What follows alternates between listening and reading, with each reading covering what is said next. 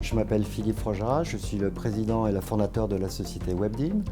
Webdin est une société française implantée à Saint-Germain-en-Laye, dans la région parisienne, et qui développe des solutions de communication pour les machines.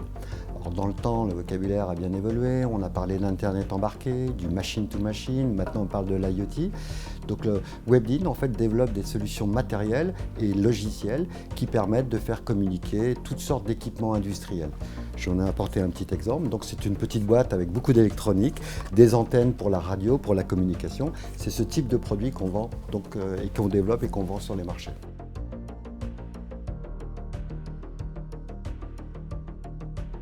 On est focus sur les marchés de l'énergie. Donc le fédérateur un peu de tous nos produits, c'est le compteur électrique. On fait des applications de télé-relevé ou de smart metering des compteurs. Mais une fois qu'on a le compteur, on peut aussi aller relever d'autres informations.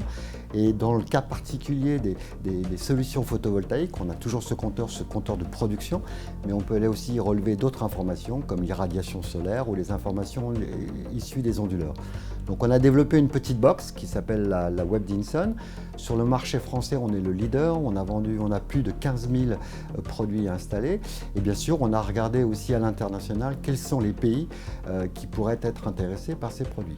On travaille beaucoup avec l'Europe, donc on a des projets en Allemagne, en Espagne, en Angleterre. Alors on a beaucoup de projets en Europe. Bien sûr, on a deux montagnes devant nous quand même qu'on n'a pas encore montées. C'est la Chine et les États-Unis qui sont de très très gros marchés. On les regarde, on les étudie, mais quand même l'investissement qu'on doit faire pour aller dans ces pays est bien plus important, donc on regarde bien avant de se lancer.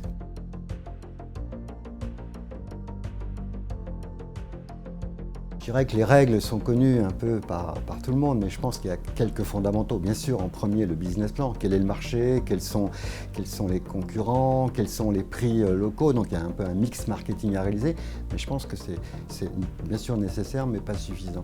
Les deux autres points qu'il faut vérifier, c'est les réglementations. Dans notre cas particulier, on vend des plateformes d'électronique.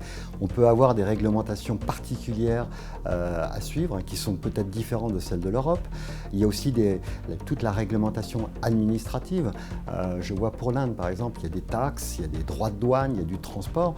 On a ce qu'on appelle le landing price, c'est le prix d'atterrissage de notre produit dans le pays. Pour faire votre business plan, il faut vraiment maîtriser tous ces points-là. Enfin, le dernier, quand même, c'est d'avoir une cible qui soit compatible avec vos ressources financières.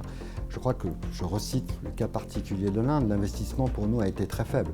On a fait estimer que pour nous, un an de développement en Inde, ça nous a coûté 100 000 euros. Donc c'est très très faible. En cas d'échec, vous retournez chez vous, vous avez perdu 100 000 euros. Attention, si vous allez aux États-Unis, c'est au moins 10 fois plus. Donc il faut vraiment que nos ressources financières soient compatibles avec les cibles que vous visez.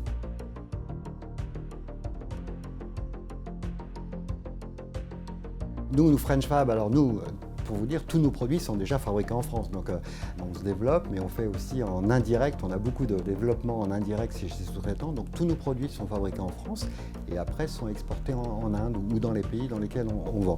Donc la French Fab, en tout cas, on y participe à travers nos sous-traitants. Et bien sûr, on y participe à travers nos développements. Tous les développements sont tous réalisés dans nos locaux à Saint-Germain-en-Laye.